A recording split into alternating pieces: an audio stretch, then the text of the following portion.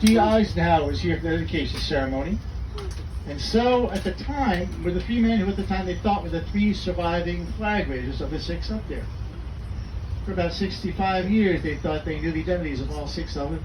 They knew that three were killed at Iwo Jima. One of those three is buried here, Sergeant Mike Strank. They thought the one guy who's almost looking at him, see him right there? For 65 years, the Marine Corps thought it was a Navy corpsman, Doc Bradley. However, in September 2016, the Marines announced that they had done some serious photo interpretation. We had this photo to other photos taken at the same time, and they determined that I was not, in fact, a Navy corpsman, but another Marine, PSC Auschwitz. But another Marine, Rennie Gagnon, was found not to have been one of the six flag raisers. He's actually buried here not too far from the turn. The only one of those six who was here at that ceremony is the last guy. One his hand is not quite touching the flagpole. That was Ira Hayes. He was a Pima Indian from Arizona. And he suffered from his combat duty. He was suffering from what they call post-traumatic stress disorder. When he did the dedication ceremony, he was sitting next to the seat of his squad leader, who was Sergeant Mike Strank, I mentioned earlier, who was buried in Arlington. He would break down in tears, lay his head in Strank's mom's lap, and point over there and said, "I should be there. We're at the cemetery. He should be here with you." He died about 2 months after this memorial was dedicated, and Johnny Cash wrote a song about it, the Ballad of Ira Hayes. Now, the sculptor was Felix Duelton, an Austrian immigrant who came to the United States. Worked very hard, had a thriving career. Then, when the Japanese bombed Pearl Harbor, he quit his career and joined the Navy. He's made of painter's names. Usually, painters make some guys who paint ships. They chip the paint off and put new paint on. He wasn't a painter. He didn't do that. He painted pictures of ships and planes in the war. In February 1945, he was stationed about 40 miles from here at Patuxent River Naval Air Station. While he was here, he saw this picture published in the service newspapers. And immediately, he started working on his ideas of design for memorial based on that famous picture. He worked on it for years until he finally finished it. He claimed he worked on it from the time he saw the picture until it was completed, almost 10 years. Now look off to the right. There you'll see a tower. That's the Netherlands Caroline. Got lots of bells there. Both the bells and the tower itself are the gift of the people of the Netherlands to the United States for our help in freeing them from Nazi rule in World War II.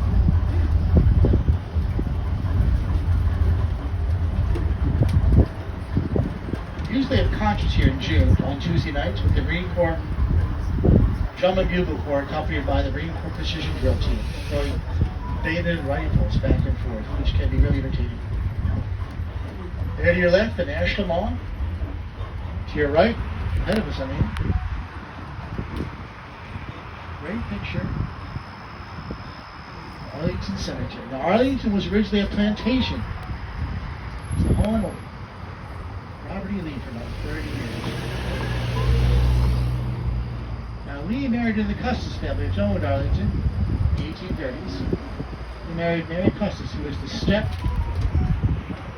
great-granddaughter of George Washington. Lee called this himself for 30 years.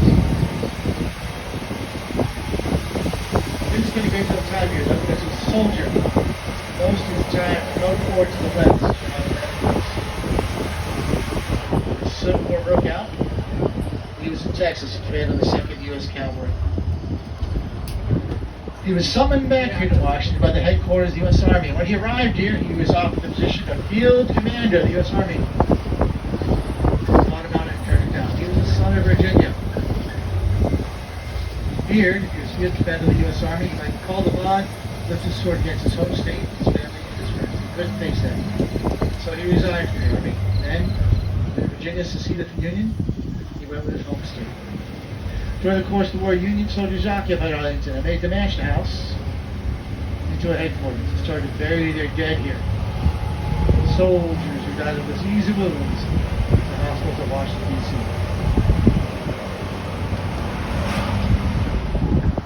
After the end of the war, the death of General Lee in 1870, the Lee family sued the government for possession of Arlington. The court case slowly went through finally, 1882, 17 years after the end of the war, in the United States versus Lee, the Supreme Court ruled in favor of the court found the federal government had wrongfully confiscated Arlington. They directed the government to return it to Leeds. By that time, over 16,000 soldiers were buried, and some were buried very close to the mansion. The family almost immediately decided they did not wish to go back to the cemetery. They turned around, sold it back to the government for $50,000. That was the beginning of Arlington as we know it today. Today, over 400,000 Americans are buried here, veterans of every war in the Revolution of Ukraine Day.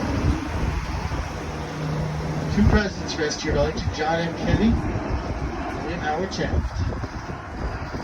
Several Supreme Court justices are buried here. Most recently, Peter Ginsburg is laid to rest here. There's even a British field marshal buried in Arlington. The U.S. entered World War II. The U.S. Supreme Court called the Alliance. As part of the Alliance, the Alliance consisted of senior officers who that year in Washington, D.C. planned strategy for war efforts. The senior British representative was Field Marshal John Dill. Dill moved here about a month after Pearl Harbor was bombed. Worked very hard in behalf of the Grand Alliance. He was first being a cavalryman for the Allied forces, had a habit of coming in front every morning to ride his horse for an hour on the exercise. He continued while he was here, but he would ride every morning to Arlington. Not unusual back then, American soldiers ride here. Dill did every morning and fell in love with the cemetery overlooking the Potomac River. It's so much, so it's right there. When he died, he'd like to rest here to bury him among America's heroes. He got his wish. He passed away here in Washington, D.C. towards the end of World War II, November 1944. The chief of staff from U.S. Army called Mrs. Dill to give his condolences. She told him that they had lost his wishes in the internal thoughts of Congress as the special act of Congress. Field Marshal just here Arlington. To your left, the Kennedy Center. Off to your right, Lincoln Memorial. It's not far, you know, but during World War II, the Lincoln Memorial people were under fire on the occasion. It was not enemy fire. After the bombing of Pearl Harbor, the Army stationed guns around Washington just to be elected in air attack. One day at lunchtime, one of those guys was stationed down around the National Mall, right across the street from the Department of Commerce building. One day, some of the secretaries of Commerce at lunch went over to flirt with the soldiers on the gun. One thing led to another. One of the young ladies was invited to have a seat at the gunner's seat. Unfortunately, the gunner neglected to unload the weapon. She sat down and started to fiddle with all the knowledge controls, and by her feet, she saw something look like a gas pedal on an automobile, so she tapped it with her shoe. That was the firing pedal. That fired a high explosive shell weighing 2 pounds, which hit the Lincoln wheel on the upper level and exploded.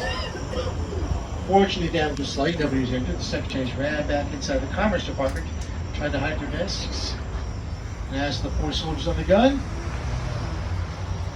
They were on the next plane to Greenland. Not exactly a good ending for them. Now look to your left. There's a building with a strange roof. That's the United States Institute of Peace. It's a government agency which seeks to wage peace around the world. And the roof there is designed to represent the wings of a dove, the symbol of peace. Now up here, folks, as soon as we cross the street, there's a strange-looking building to the left. Not strange, though. Nice-looking building. It looks out of place for D.C. Looks like a Tuscan villa or something, doesn't it? That's the American Pharmacists Association. Every time I get a prescription, I wonder how much it goes to pay for that company. Next on your left, National Academy of Sciences. Just to the left here, statue of a great scientist, Albert Einstein, right there, folks.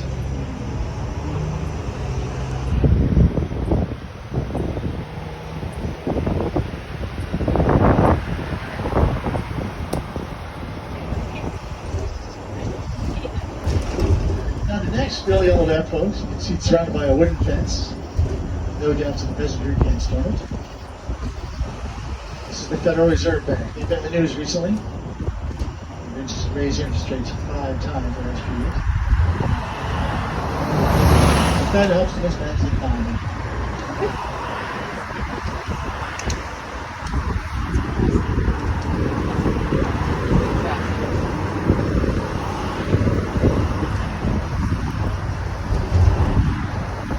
Now, ladies and gentlemen, once again, we're heading down Constitution Avenue. Remember, this follows the path of the old Washington City. Going up on the right, you'll see that little stone house with the gate, the lock you can lift. And on the left, we'll get another view of the White House in just a few minutes. Now, President Harry Truman became president in April 1945. He was president for almost 8 years. A couple of years after World War II ended, though, he was listening to a piano recital played by his daughter Margaret. She was banging away on the piano. One of the legs of the piano fell to the floor. Someone walked up there, looked at the hole, and see the next floor down below. So someone figured, well, they inspected the White House before. The White House was inspected, found out all kinds of termite damage and just a huge problem. So it was determined to completely rebuild the White House. Truman moved across the street to the Blair House. They built a brand new steel film building inside the 4 old walls of the White House.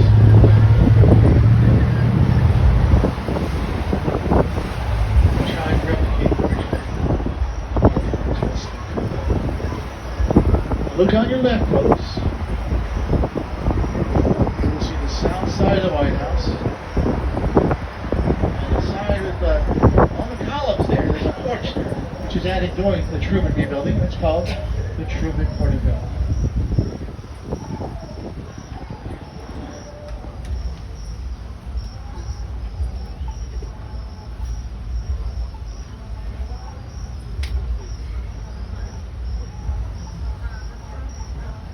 Now, coming up ahead of us on the right, looks like it sounds like the concert's still going on, but you'll see the National Museum of African Recognition and Culture.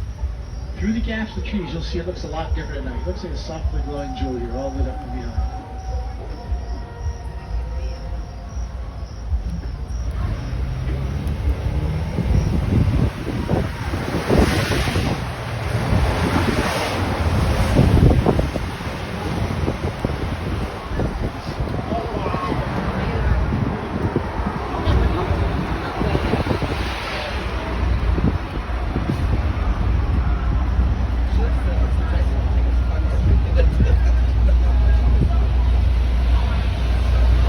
Look to the right, there it is, folks. It looks a lot different now. To your left front, another view of the Department of Commerce. Herb Truman Building.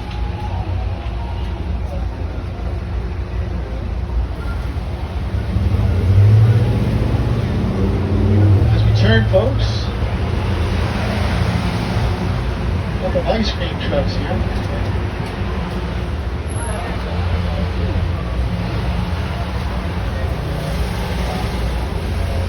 Just up ahead of us, we're going to turn on to Pennsylvania Avenue, which is the route to the inaugural parade every 4 years.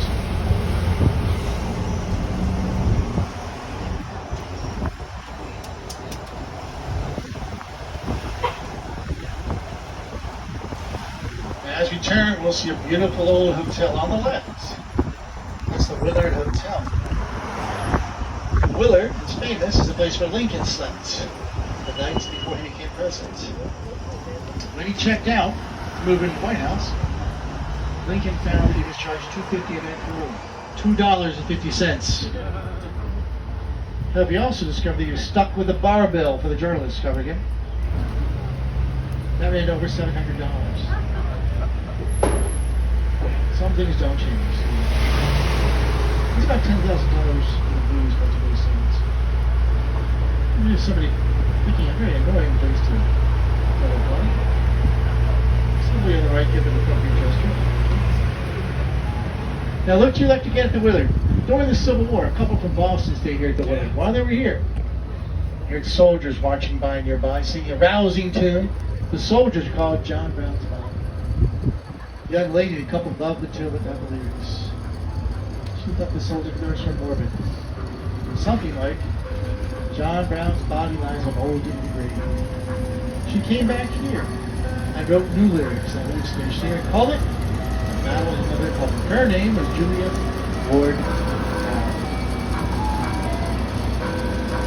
Ahead of us you'll see golden American eagles on top of most of the street lights here. They mark the parade route, the Elder Parade, all the way down to the Capitol.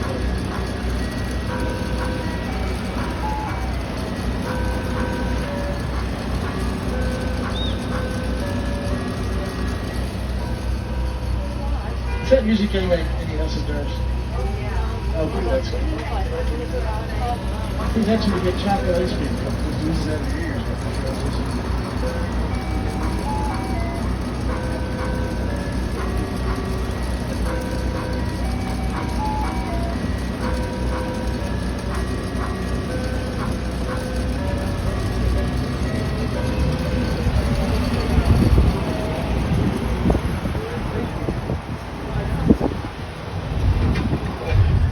Now, ladies and gentlemen, we're almost back at the Welcome Center. I know we're going to lose a handful of people at the Welcome Center. Lend me your ears for a few minutes. Most of you students of history know the major hostilities in the Civil War ended when Lee's army surrendered at Appomattox. April 9th, 1865. 5 days after the surrender of Lee's army, when the period of the war was all but over, President Lincoln, his wife Mary, and another couple came from the White House in a carriage over here to 10th Street to see a play at Ford's Theater. The play was a light-hearted comedy, a British import called Our American Cousin. We actually read the script of it. It's really funny. It's a story about a kind of a country bumpkin from Vermont who learns out of the blue he just received a huge inheritance in England. He goes to collect it, and all kinds of problems erupt. They're all miraculously solved by this rustic American. For example, a very distant relative of his. She's like an 8th cousin, beautiful young woman. But Buchanan getting a tiny sliver of the inheritance to live on. All of a sudden she finds she's penniless because he's inherited it. But they solve the problem by falling in love with living with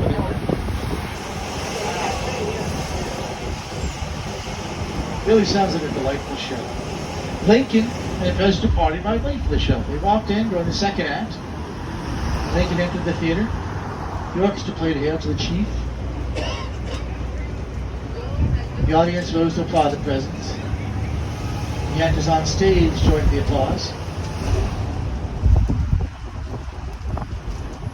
Lincoln bowed and then walked up the steep stairs in the back before he stepped to the balcony. Walked around the rear of the balcony to the presidential box. There, he settled into a rocking chair that had been brought over from the White House for his comforts. He rocked away and got a few laughs out of the play. During the next act,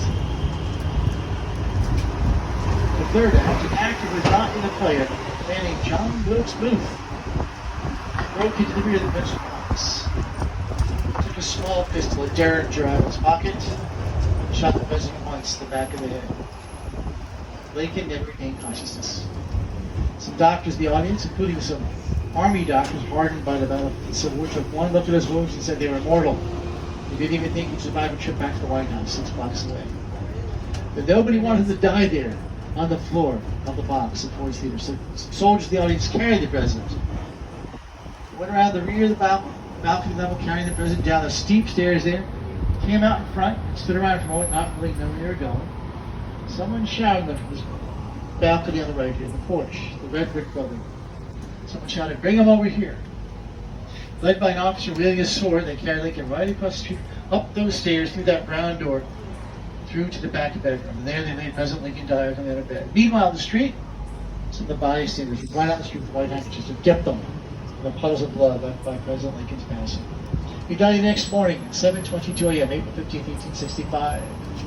One of the men in the room with him was his Secretary of War, Edmund Stanton. And Stanton pronounced the epitaph over Lincoln. He said, "Now he belongs to the ages." Now look to the right, inside the white glass doors there. See the pile of books? Look up, they've got all of them prepared for. Such is the interest in our 16th president, David America. Ladies and gentlemen, that brings us to the end of our Flying Spy Moonlight Tour project getting off here. The rest of you are going to head back to the Gaylord just to